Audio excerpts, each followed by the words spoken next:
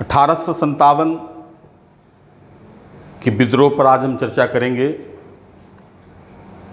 बिहार में 1857 के विद्रोह की प्रकृति क्या थी, ये मैं बता दूं कि 1857 का विद्रोह भारत की सबसे चर्चित घटना है।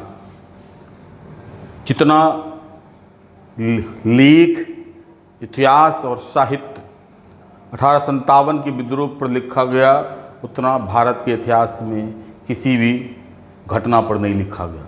और विश्व इतिहास के परिप्रेक्ष्य में भी कहा जाता है कि फ्रांसीसी क्रांति के बाद यह सबसे चर्चित घटना है। और बिहार में भी यह क्रांति अपने अलग स्वरूप में सामने आया है। आज हम 1857 का विद्रोह बिहार के विशेष संदर्भ में देखेंगे कि कारण क्या था, स्वरूप क्या था, कैसे कैसे विकास हुआ और क्यों असफल हुई, चारों पर हम विस्तृत चर्चा करेंगे। कारण की बात है तो 1857 के एक विद्रोह में बिहार में उसके पीछे मुख्य रूप से हम 4 कारण देखते हैं। एक, आर्थिक कारण, इसको हम सबसे महत्वपूर्ण मानते हैं, आर्थिक कारण। दूसरा, सैनिक कारण। और तीसरा, धार्मिक कारण।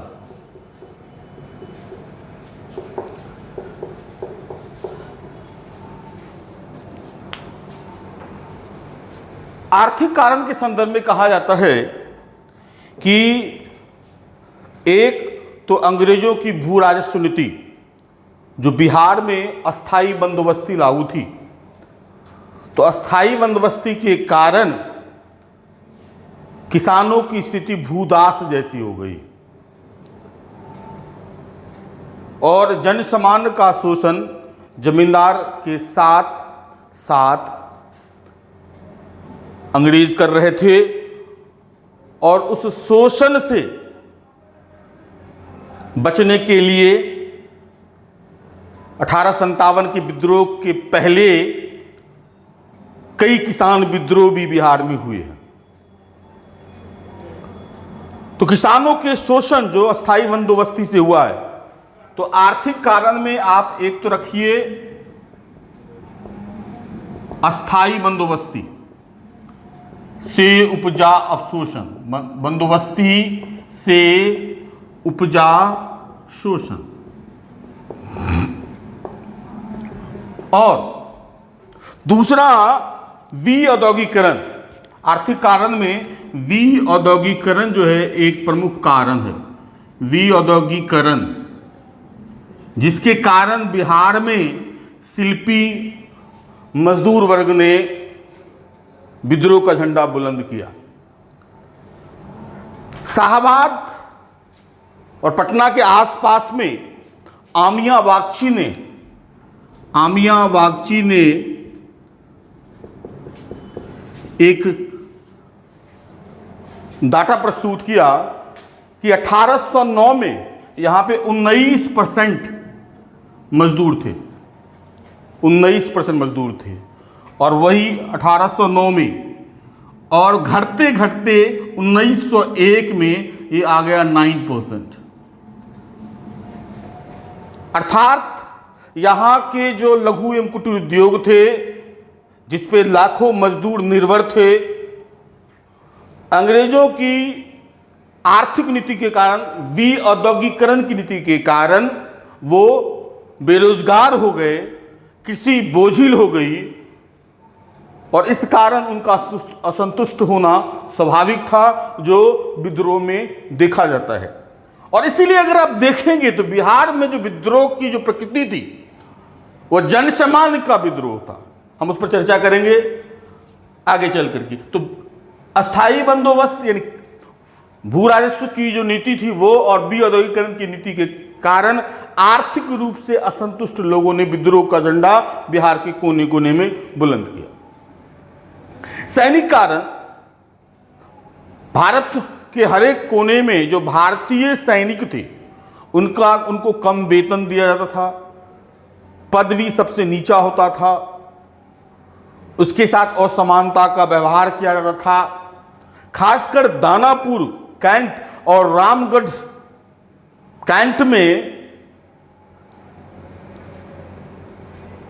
सैनिकों के साथ असमान व्यवहार किया था। विशेषकर उनमें यह आभास होने लगा कि ब्रिटिशर्स जो है वो हमारे धार्मिक और सामाजिक मामलों में हस्तक्षेप करना चाहते हैं। और चर्बी वाले कारतूस ने दानापुर और रामगढ़ और इसके अलावा आप रोहिणी के सैनिकों को इस संदर्भ में देखेंगे तो उनमें जो असंतोष व्याप्त हुआ तो उसका फैलाव रोहिणी से जो शुरू हुआ था वो दानापुर रामगढ़ होते हुए पूरे बिहार में फैला था। तो उसका सैनिक कारण है। धार्मिक कारण ये है कि बहावियों के द्वारा जो मुस्लिम पुनर्जागरण आंदोलन चलाया जा रहा था उसको कुचलने के लिए अंग्रेजों ने बर्बरतापूर्ण कार्रवाई की और उस बर्बरतापूर्ण कार्रवाई से मुस्लिम समुदाय में एक घोर निराशा, असंतोष व्याप्त हुआ, जिसका परिणति आप 1857 के विद्रोह में देखते हैं। तो मुख्यतः 3 कारण यहां पर देखा जा सकता है कारण के संदर्भ में। अगर हम स्वरूप को देखेंगे तो बिहार में जो 1857 के विद्रोह का स्वरूप था यह यूनिक था। भारत में कहीं भी ऐसा स्वरूप देखने को नहीं मिलता है। स्वरूप को देखिए आप, एक सैनिक विद्रोह था, दूसरा यह धार्मिक विद्रोह था, तीसरा यह जनसामान्य का विद्रोह था, चौथा यह शिल्पी एवं मजदूरों का विद्रोह था,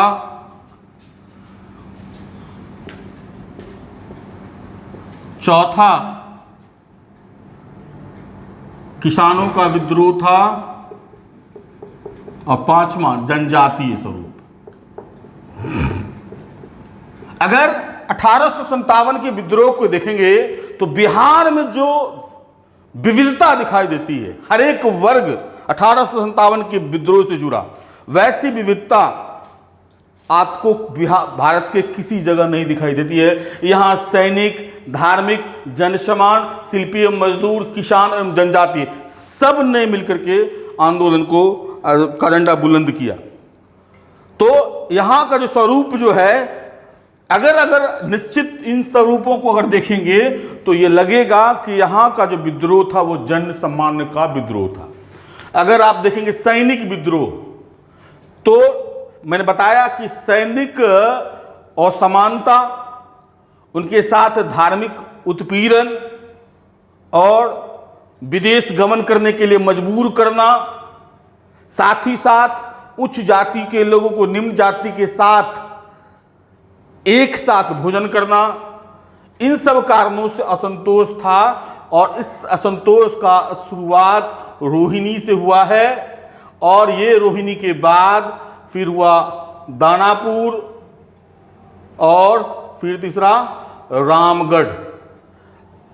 इन तीनों जगह सैनिक विद्रोह के स्वरूप को देखा जा सकता है। आप इसको सैनिक विद्रोह में देख सकते हैं, रोहिणी, दानापुर और रामगढ़।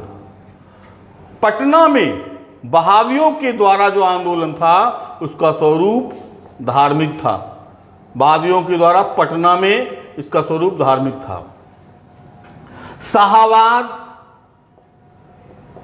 शाहबाद और पटना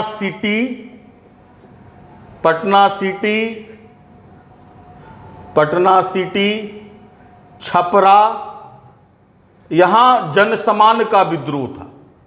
जनसामान्य का विद्रोह था, ठीक है। आप पटना सिटी में पीर अली का जो विद्रोह था वो समान वर्ग से लोग जुड़े हुए थे और पीर अली ने उसको नेतृत्व प्रदान किया। शाहबाद में भी जनसामान्य जुड़े हुए थे, तो वहाँ भी जो है वो जनसम्मान का विद्रोह था। छपरा में निश्चिततया मोहम्मद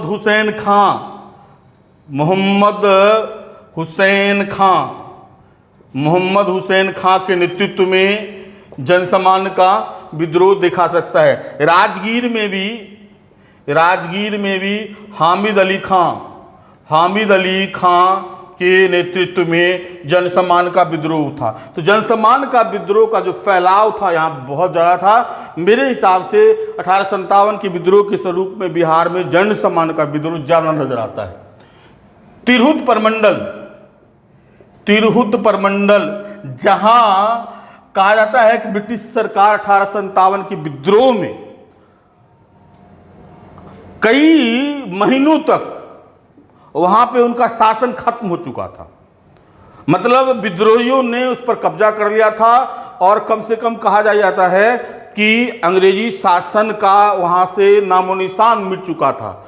और यहाँ पे तिरहुत प्रमंडल पे जो इसका स्वरूप था वो शिल्पी और मजदूरों का विद्रोह था। शिल्पी एवं मजदूरों का विद्रोह था। इसके अलावा दरभंगा के आसपास में इसका जो स्वरूप था वो किसानों का स्वरूप था। किसानों ने यहाँ विद्रोह का झंडा बुलंद किया था। तो ये स्वरूप आप यहाँ पर देख सकते हैं। और छोटा नागपुर में यहाँ का स्वरूप जो था वो जनजातीय था।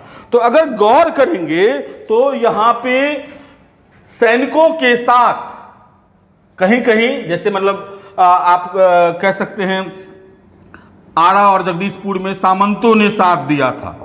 तो सैनिक सामंत का विद्रोह, उसके बाद जनसम्मान, शिल्पी मजदूर, किसान और जनजातीय सहित धार्मिक गुट, यानी यहाँ का स्वरूप अगर संपूर्णता से देखेंगे तो यह विद्रोह जनसम्मान का विद्रोह था। यह विद्रोह जनसम्मान के असंतोष का विद्रोह था। और मैंने कहा भी है कि क्रांति कभी एक दिन की पुकार नहीं होती है। क्रांति कभी एक दिन की पुकार नहीं होती है। यह सदियों से व्यथित कुंठित समाज के व्यथा एवं कुंठा का प्रकटीकरण हो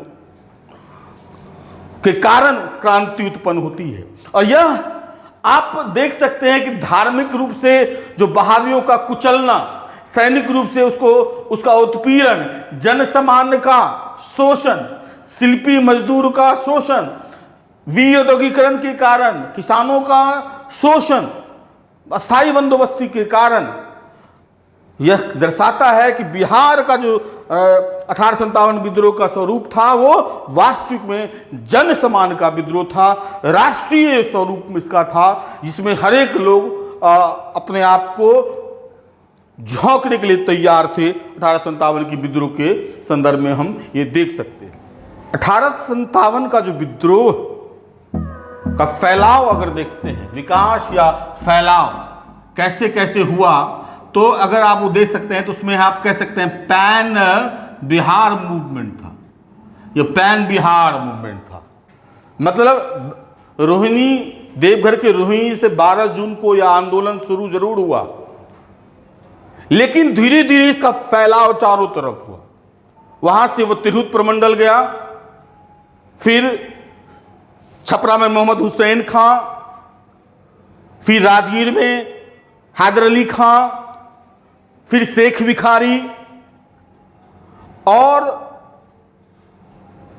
फिर रामगढ़ में। इस तरह से फैलाव चारों तरफ था। तो यह आंदोलन मैंने पहले भी कहा था जनसम्मान का था, इसलिए बिहार के चारों तरफ, चाहे तिरहुत हो, चाहे दरभंगा हो, चाहे छपरा हो, चाहे शाहबाद हो, चाहे पटना हो, चाहे रामगढ़ हो, चाहे छोटा नागपुर हो, चारों तरफ इस विद्रोह का झंडा बुलंद हुआ। लेकिन इस विद्रोह में अगर कोई निर्णायक व्यक्ति है जिसने इस विद्रोह को बिहार में अग्रणी स्वरूप प्रदान किया, वो थे कुंवर सिंह। कुंवर सिंह जो 80 वर्ष के बूढ़े थे, लेकिन अपने युद्ध कौशल के द्वारा, अपनी नेतृत्व क्षमता के द्वारा उसने अंग्रेजों के छक्के छुड़ा दिए। 25 जुलाई 1857 को दानापुर के 3 रेजिमेंट शाहाबाद में प्रवेश करते हुए कुंवर सिंह को अपना नेतृत्व प्रदान किया और धीरे धीरे कुंवर सिंह के नेतृत्व में 10,000 लोग सैनिक जमा हो गए और इन सैनिकों की सहायता से कुंवर सिंह ने आरा और जगदीशपुर पर पूर्ण रूप से कब्जा कर लिया और वहां से ब्रिटिश शासन का लोप हो गया। अब इसको दबाने के लिए डनवर के नेतृत्व में सेना भेजी गई, पहले डनवर के नेतृत्व में, और वह पराजित हुआ। डनवर पराजित हुआ और कई अंग्रेज अधिकारी और उसके परिवार बंदी बना लिए गए, लेकिन कुंवर सिंह ने उनके साथ सद्व्यवहार किया। ये कुंवर सिंह का नैतिक रूप से एक अलग रूप देखने को मिलता है, उन्होंने उसके साथ दुर्व्यवहार नहीं किया। उसके बाद विंसेंट आयर ने इलाहाबाद से मूव करते हुए आरा और जगदीशपुर पर आक्रमण कर दिया और फिर धीरे धीरे जब संख्या बहुत ज्यादा हो गई, संघर्ष बहुत तीव्र हो गया, तो आरा और जगदीशपुर को कुंवर सिंह को छोड़ना पड़ा और विंसेंट आयर का वहां पर कब्जा हो गया। फिर सोन नदी के किनारे से पश्चिमी बिहार के जंगलों से इन्होंने छापामार युद्ध प्रणाली के द्वारा अंग्रेजों को परेशान किया। उनकी जो छापामार युद्ध प्रणाली थी, जिसको कहा था वृक्क छापामार युद्ध प्रणाली के द्वारा, जिसमें उनका सहयोगी उनका भाई अमर सिंह था, जिसने कैमूर के जंगलों में हरिकिशन सिंह के नेतृत्व में समानांतर सरकार स्थापित कर लिया, जिसकी चर्चा कार्ल मार्क्स ने भी अपनी रचना दास कैपिटल में की है। वहां का फिर नेतृत्व वीर कुंवर सिंह ने अपने भाई अमर सिंह को दे दिया और वहां से वो रोहतास के रास्ते पहले गए रामगढ़ और रामगढ़ बटालियन को नेतृत्व प्रदान किया और उनके विद्रोह को सही रूप प्रदान किया और वहां से फिर मिर्जापुर पहुंचे, मिर्जापुर से रीवा पहुंचे। रीवा के राजा ने उनको अपने यहां प्रवेश करने की अनुमति नहीं दी। तब वहां से वो कानपुर पहुंचे और वहां पे नाना साहब के साथ मिलकर 29 नवंबर 1857 को अंग्रेजों को वहां से खदेड़ दिया, अंग्रेजों को पराजित कर दिया। उसके बाद वो आजमगढ़ की ओर निकले और कहा जाता है आजमगढ़ के नवाब ने उन्हें सरोपा भी भेंट किया था, सम्मान पत्र भेंट किया था, फरमान भी जारी किया था कि विद्रोहियों के झंडा को आप नेतृत्व प्रदान करें, और इसलिए वो वहां से निकले आजमगढ़ की ओर। रास्ते में मार्च 1858 को उन्होंने मिल्टन को पराजित किया, फिर पार्कर को पराजित किया और उसके बाद लुगार्ड को पराजित किया और वहां से युद्ध करते करते वो फिर जब वापस आ रहे थे तो बांसडी के पास, बलिया के पास है बांसडी, वहां पे डगलस से उनका संघर्ष चला और उस संघर्ष में डगलस भी पराजित हुआ और तब फिर ली ग्रांट के नेतृत्व में 300 योग्य सैनिकों को भेजा गया कुंवर सिंह को दबाने के लिए, क्योंकि लॉर्ड कर्जन को लगा कि वीर कुंवर सिंह का प्रभाव बहुत ज्यादा बढ़ रहा है, वो परेशानी का सबब हो सकता है। लेकिन ली ग्रांट की सेना भी पराजित हुई, 300 में से सिर्फ 20-30 सैनिक बच गए थे। लेकिन 22 अप्रैल को जो घटना हुई थी, इस युद्ध हुआ था, इसमें जो है कुंवर सिंह घायल हो गए और घायल होने के बाद 2-3 दिन के बाद उनकी मृत्यु हो गई और विद्रोह के झंडा को आगे वो नहीं बढ़ा सके। अगर आप देखेंगे तो उनका आरंभिक जो प्रयास था वो काफी सफल रहा, लेकिन अंतिम रूप से वो सफलता नहीं दिला सके। उसका क्या कारण था? निश्चिततया उनकी नेतृत्व क्षमता पर कोई प्रश्न नहीं उठता है, परंतु उस नेतृत्व क्षमता में अगर वो जन सामान्य को जोड़ लेते तो विद्रोह का स्वरूप कुछ और होता था। उन्होंने जन सामान्य को अपने साथ नहीं जोड़ा। दूसरा, जैसा कि उन्होंने कहा कि तात्या टोपे के साथ मिलने का प्रयास किया, तो तात्या टोपे, नाना साहब, बेगम हजरत महल, रानी झांसी, इस सब के साथ मिलकर पैन इंडिया एक संगठन तैयार करते, पैन इंडिया मूवमेंट तैयार करते। अगर इनमें एकत्व की भावना होती, अगर सब मिल करके एक संगठन तैयार करते, तो 1857 के विद्रोह को जीता जा सकता था बिहार के नेतृत्व में ही। वो नहीं हुआ। इसके अलावा बुद्धिजीवियों का साथ नहीं मिला, क्योंकि वो न्यूट्रल रहे, क्योंकि बुद्धिजीवियों को लगता था कि अगर हम अंग्रेजों के विरुद्ध जाएंगे तो जो शासन स्थापित होगी वो सामंतवादी शासन स्थापित होगी, और जो आधुनिकीकरण की शुरुआत जो कुछ अंग्रेजों के द्वारा किया गया वो मिट सा जाएगा। अगर 1857 के विद्रोह में बिहार के बुद्धिजीवियों ने कुंवर सिंह का साथ दिया होता, या कुंवर सिंह ने बुद्धिजीवियों का साथ लिया होता, तो जो जन सामान्य का विद्रोह हर एक जगह, मैंने कहा दरभंगा, तिरहुत, शाहबाद, पटना, छपरा, राजगीर, सब जगह शिल्पियों, मजदूरों, किसानों, जन सामान्य का विद्रोह था, तो इनको एक सही दिशा मिल जाती। बुद्धिजीवियों की विशेषता ये होती है कि वो युद्ध में सीधे भाग नहीं लेते हैं, लेकिन प्रचार तंत्र के द्वारा लोगों को जोड़ देते हैं, और वो एक स्पष्ट रणनीति रखते हैं, भविष्य की स्पष्ट योजना रखते हैं। कुंवर सिंह ने भविष्य में कैसी सरकार बनेगी, कैसी व्यवस्था कायम होगी, उसका स्पष्ट निर्धारण नहीं किया था।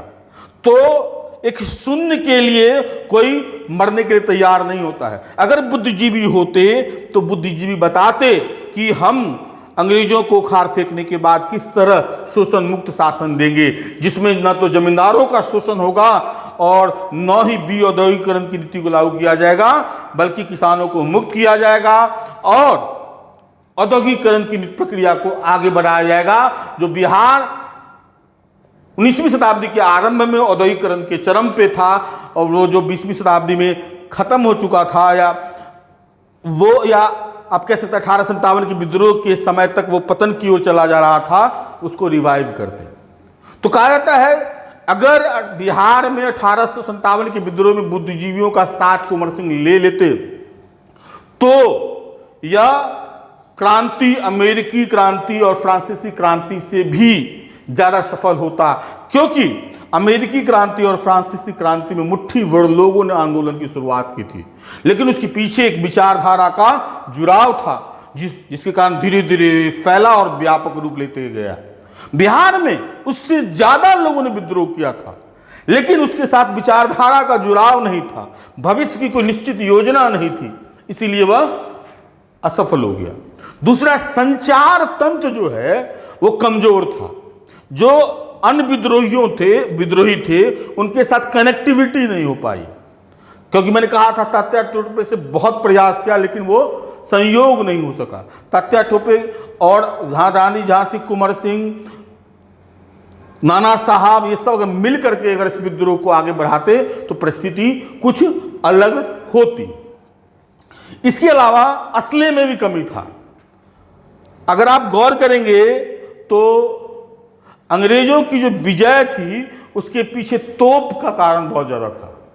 जब तोप का इस्तेमाल उन्होंने करना शुरू कर दिया तो कुंवर सिंह को पीछे हटना पड़ा। तो इन सैनिकों के पास या कुंवर सिंह के पास तोप का नहीं होना, युद्ध अस्त्र का आधुनिक स्वरूप, आधुनिक युद्धास्त्र की कमी होना, यानी शस्त्र और अस्त्र की जो आधुनिक स्वरूप वाले जिसको जो कि अंग्रेजों के पास था उसका न होना। अगर इनके पास वो युद्धास्त्र होते तो अगर आप गौर करेंगे तो कुंवर सिंह कोई भी युद्ध पराजित नहीं हुए, हर एक युद्ध में विजय प्राप्त की, लेकिन उनको पीछे हटना पड़ा क्योंकि वह जब वो तोप का इस्तेमाल करने लगे जिसका प्रत्युत्तर इनके पास नहीं था। अगर इनके पास असले होते तो ये भी विजय प्राप्त करते, अंग्रेजों को धूल चटा देते। तो ये सब कारण जो था, इसके कारण जो है 1857 का विद्रोह बिहार में विशेष कर कुंवर सिंह के नेतृत्व में असफल हो गया और पूरे संपूर्ण भारत की तरह ही बिहार में फिर से अंग्रेजी शासन कायम हो गया। और अब जो ये कायम हुआ वह व्हाइट वार्डन थ्योरी से प्रभावित था, जिसमें नस्लीय विभेदीकरण का प्रभाव, जातिगत विभेदीकरण का प्रभाव, सांप्रदायिक विभेदीकरण का प्रभाव को और आगे बढ़ाया गया और भारत सहित बिहार को तोड़ने की कोशिश की गई। इसका परिणाम अगर आप कह सकते हैं तो ब्रिटिश सत्ता सचेत हो गई और सचेत होकर इसने अपने शासन को और सुदृढ़ कर लिया। और इससे ऐसा हुआ जरूर कि ब्रिटिश हमें तोड़ने में सफल रहे, लेकिन इसका दूसरा प्रतिक्रिया ये हुआ कि इस विद्रोह ने भारतीयों में राष्ट्रवाद एवं स्वतंत्रता की अलख जगाई, राष्ट्रवाद और स्वतंत्रता की अलख जगाई, जिसके कारण आगे आने वाले विद्रोह में हम प्रेरित हुए कि अगर हम अपने मौत की सोच न रखें तो किसी बड़ी से बड़ी सत्ता को भी उखाड़ के फेंक देंगे। आगे आने आंदोलन में 1857 का विद्रोह एक प्रभावी भूमिका लेके आया, एक प्रेरक भूमिका लेके आया। धन्यवाद।